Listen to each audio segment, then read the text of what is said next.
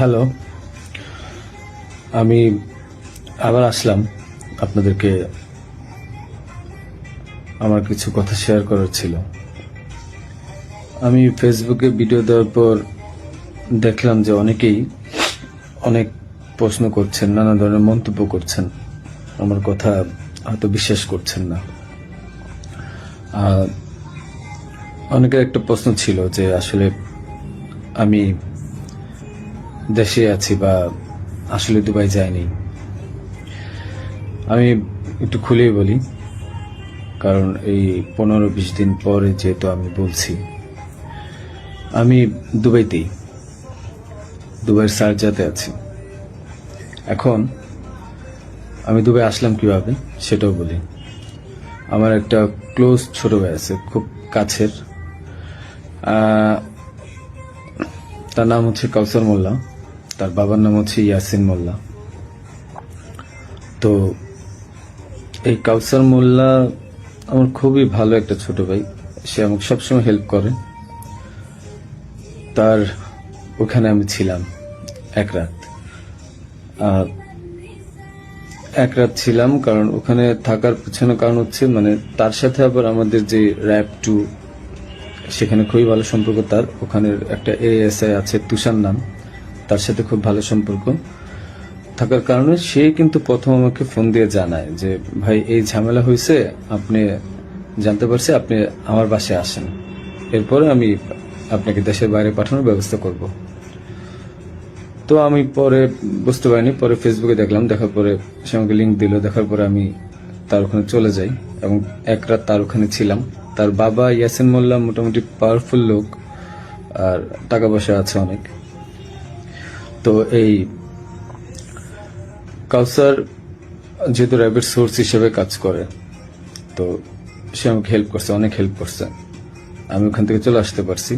আর এই কাউসারই কিন্তু আমাকে হাদির সাথে পরিচয় করে দিছিল।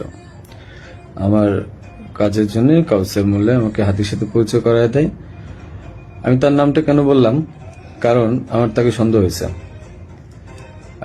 সে আমাকে দেশ থেকে করছে, সেভ করছে, সবকিছু করছে। যেহেতু কাজটা আমি করি নাই, সে জানতো যে আমি কখন হাদির কাছে যাই, কি করি না করি,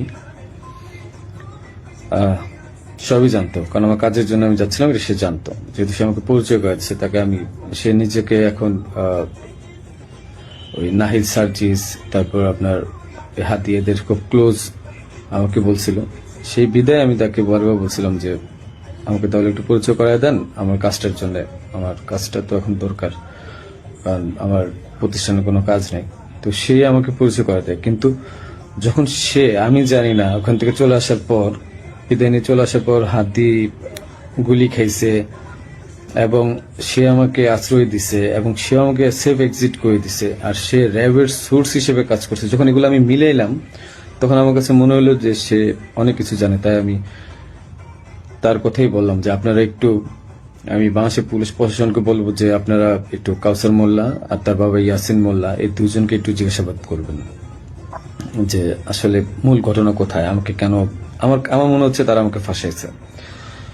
তো এটা গেল। তাদের সাথে জড়িত র্যাবের সোর্স হিসেবে সে কাজ করে, তাদের সাথে জড়িত র্যাব 2 এর তুষার নামে একজন এসআই আছে, আপনার তাকেও জিজ্ঞাসাবাদ করবেন। এখন আমি আরেকটা কথায় আসি। আপনারা বলছেন যে আমি কেন দেশ ছেড়ে চলে গেলাম। আরে ভাই, আমি তো মানুষ, আমি ব্যবসা করে খাওয়া ছেলে। দিন শেষে দেখা যাবে যে আমি দেশে থাকবো, আপনারা আমাকে মব করবেন। তো যেহেতু মবের যুগ চলতেছে এখন, 5ই আগস্টের পর থেকে আপনারা মবের একটা যুগ নিয়ে আসছেন, তো আমি কিভাবে মানে দেশ না ছেড়ে আসি? আর আমাকে তো কালচারই বলছে যে আপনি দেশ ছেড়ে চলে যান, আপনি দেশে থাকলে অনেক ঝামেলা হবে। তো আমি দেশ ছেড়ে চলে আসছি। পরবর্তী জানতে পারছি এই কাউসার র্যাবের সবার সাথে ঘুরে ঘুরে মানে মোটামুটি র্যাবকে ব্যস্ত রাখছে এবং আমার ফ্যামিলিকে সেই মোটামুটি ইনফরমেশন গুলো দিচ্ছে। তো আমি বারবার বলছি যে আপনারা কাউসারকে ধরেন। আমি শিওর এ আমাকে ফাঁসানোর পিছনে অনেক বড় হাত আছে এবং সে জানে যে কাজ কাদের। যেহেতু তার ব্যাকগ্রাউন্ড, আমার ছোট ভাই, ভালো সম্পর্ক ছিল, তার ব্যাকগ্রাউন্ড কিন্তু ভালো ছিল না। একটা ভিডিও আমি শেয়ার করব, সে কিছুক্ষণ পরে আহ, তারা তো আর্মস ছিল, এই ভিডিওটা আমি শেয়ার করব। এটা আমাকে একজন পাঠাইছে। ওকে, আচ্ছা, এখন আরেকটা প্রশ্ন আপনাদের উত্তর দিই।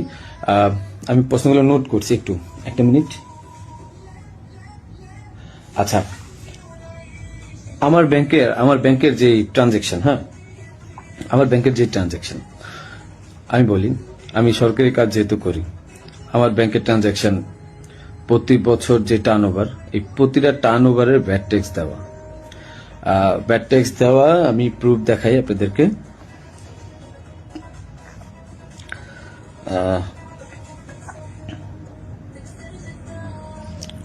প্রতিটারই ভ্যাট ট্যাক্স দেওয়া। অ্যান্ড আমি ব্যবসা করি 2010 সাল থেকে। তো আমি ট্যাক্স দেওয়া শুরু করেছি মেবি 14 সাল থেকে। হ্যাঁ, তো ওসব কাগজগুলো নাই, একটা দুইটা বছরের খুঁজে পাইছি। এই যে দেখেন, 2022 সালে আমার 21 লাখ টাকা ট্যাক্স দেওয়া ছিল, এবং 2023 সালে আমার 66 লাখ টাকা, এবং এই বছর কিন্তু আমি 9 লাখ টাকা, ব্যবসা এত ভালো ছিল না, 9 লাখ টাকা আমি ট্যাক্স দিয়েছি। ঠিক আছে, আপনাদের আরো কিছু প্রশ্নের উত্তর দেব আমি। যে আপনারা বলছেন যে আসলে হাদি টাকা নেয় না, হাদি অনেক ভালো মানুষ। আমার যে 65 লাখ টাকা আপনারা বলছেন বাজেয়াপ্ত করবেন, এই 65 লাখ টাকা আমার দুইটা আইটি কোম্পানি থেকে আমাকে দেওয়া হয়েছে, এবং এটা পে অর্ডারের মাধ্যমে দেওয়া হয়েছে। আপনারা এগুলা আপনাদের যেই সিআইডি আছে তাদেরকে বলেন খুঁজে বের করতে। এটা আমার কামাই করা টাকা, তাদের সাথে আমার ব্যবসায়িক ডিল ছিল, বিদায় এই টাকা তা আমাকে দিছে। আর এখন ওই টাকাটা আমি এফডিআর করে দিছিলাম আমার বাবুর জন্য, আমার ওয়াইফের নামে। ওই টাকাটা আপনারা বাজেয়াপ্ত করতে যাচ্ছেন, করেন, সমস্যা নাই। হাদিকে আমি 5 লাখ টাকা দিয়েছি, তার প্রমাণ হচ্ছে হাদি যখন আমার কাছে টাকা চায়, ঠিক এই টাকার উপরে আমি 5 লাখ টাকা লোন নিয়েছি ব্যাংক থেকে। আমার কাছে যদি ভাই 127 কোটি 218 কোটি টাকা থাকতো, তাহলে আমি কি লোন নিতে যেতাম? আমাকে খুব মিথ্যাভাবে ফাঁসানো হয়েছে। আমি এগুলোর সাথে জড়িত না, বাবা মা জড়িত না। ওখানে আপনি এনআরবিসিতে খবর নিবেন আপনারা, যে আমি 5 লাখ টাকা লোন নিয়েছি, এবং লোন নিয়ে এই টাকা আমি হাদিকে দিয়েছি। কারণ সে আমাকে বলছিল যে ইসের ছাড়া, মানে অ্যাডভান্স ছাড়া সে কাজ করতে পারবে না। আরেকটা কথা, আপনারা বলতেছেন যে জাবের এত ভালো মানুষ, খুব ভালো মানুষ, মহৎ মানুষ, তারা টাকা নেয় না। জাবেরকে জিজ্ঞাসা করবেন, জাবেরকে ধরে এনে জিজ্ঞাসা করবেন যে এই গেঞ্জি বানায় দেওয়ার জন্য, 250 গেঞ্জি বানানোর জন্য কাকে বারবার ফোন দিছে, কার কাছে বারবার টাকা চাইছে। আমি ফয়সাল, আমার কাছে বারবার টাকা চাইছে ওরা। আর তাদেরকে, জাবেরকে আমি প্রথম 10 জনে 5,000 টাকা দিছি, সে বলছে ভাই হাদিয়া দিছে, যে নেন ফয়সাল ভাই। এত সৎ লোক আপনারা। আমাকে যে মিথ্যায় ফাঁসাচ্ছেন, আমি গেছি ভাই কাজের জন্য, বানায় দিচ্ছেন খুনি। আর আপনারা বলতেছেন যে তোমার বাবা মা বলছে, তোমার মা বলছে, তোমার বোন বলছে, তোমার বউ বলছে, তোমার উমুক এক মাইয়ারা বানায় দিলেন আমার বান্ধবী, যে উমুকে বলছে, যে সবাই বলছে যে তুমি এগুলোর সাথে জড়িত। হ্যাঁ, আমি পাগল তো, যে আমি মানুষ মার্ডার করে আমি আমার বাসায় যাব, আমি মানুষ মার্ডার করে আমি আমার বাসায় যাব, যেন 14 গোষ্ঠী ধরতে পারে। মানে আমি এত বড় বোকা, এত বড় পাগল? হ্যাঁ, মানে এটা তো মানুষের কমন সেন্স। আমি কেন বাসায় যাব? আমি একটা মানুষের মার্ডার করছি, আমি তো সোজা এক্সিট নিব, আমি কেন বাসায় যাব? তারপর এই যে আপনারা বলতেছেন যে আমার আমার মা বলছে, বাবা বলছে। আরে ভাই, আমি জেলখানায় খবর নিছি তাদের ওখানে যাওয়ার পর। আমি আমার আত্মীয় স্বজন থেকে জেলখানায় খবর নিছি যে আসলে কি হয়েছে। আমার ওয়াইফ বলছে, আমার আমার বাবা মা সেম একই কথা বলছে, যে তাদেরকে বলা হয়েছে বারবার যে রিমান্ডে যদি 164 না দেন, তাহলে আমরা আবার আপনাদেরকে রিমান্ডে আনবো, এবং তখন কিন্তু আমরা টর্চার করব। তাহলে কি করবে যারা জীবনে কোনোদিন প্রথম জেলখানায় গেছে? কি মানে এগুলো কি আপনারা কি পাইছেন? যে আমি ওরা মার্ডার করছি, প্রমাণ কোথায় আপনাদের কাছে যে আমি ওকে মার্ডার করছি? আপনারা কালচারকে ধরেন। সে আমাকে কেন সেফ এক্সিটের ব্যবস্থা করে দিচ্ছে? সে কেন বারবার আমাকে হেল্প করছে? কেন আমার সাথে হাতের সাথে পরিচয় করে দিচ্ছে? He knows everything. তারপরে যে ব্যাড ট্যাক্স টাকা, একটা প্রমাণ দেখেন তো কোথা থেকে টাকা ঢুকছে। আর ভাই আমার কামানো 65 লাখ টাকা আপনার বাজেয়াপ্ত করে দিচ্ছেন, কেউ আমাকে টাকা দিছে? আমি ব্যবসা করে খাওয়াচ্ছিল। আপনারা বারবার আমি বলতেছি আপনাদেরকে যে এখানের সাথে আমি জড়িত না, একটা পর একটা মিথ্যা ব্লেম দিচ্ছেন, যে কমেন্টের পর কমেন্ট গালাগালি করতেছেন, যা মন চাই করতেছেন। আর ভাই আপনাদের বাপ মায়ের দৌলত আপনার বাপ মা কি বলবে? হ্যাঁ,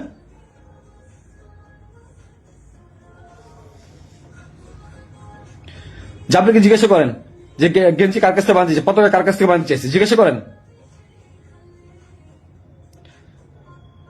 এই খুনির বিচার হবে। আমাকে ফাঁসানোর চেষ্টা করছেন, করেন, কি করবেন? শাস্তি দিবেন, দেন। আমার বাপ মাকে তারা তো কিছু করে নাই। হ্যাঁ, পুলিশ সব জানে। কোয়া থেকে পিস্তল উদ্ধার করছেন, আমার শ্যালকরা ফাঁসায় নিয়ে গেছে, থেকে পিস্তল উদ্ধার করে নিয়ে আসছে না, যা মন চায় পুকুর থেকে পিস্তল উদ্ধার করে নিয়ে আসছে। মানে এগুলা কি ফাইজলামি? হ্যাঁ, আমার বোনের বাসায় পিস্তল পাইছেন, গুলি পাইছেন, এই গুলি পিস্তল আপনারা বলতেছেন বারবার যে তার বাসায় চিপা। আরে ভাই ওই জায়গার মধ্যে মোবাইল ফালাই দিছিল, ওই জায়গায় আমার মোবাইল ফালাইছে, ওই মোবাইল আনতে গেছে, ওইটা বানাইছে গুলি পিস্তলের জায়গা না। বাসা থেকে কারো কাছ থেকে পাইছেন, কারো বডি রিকভারি পাইছেন আপনারা?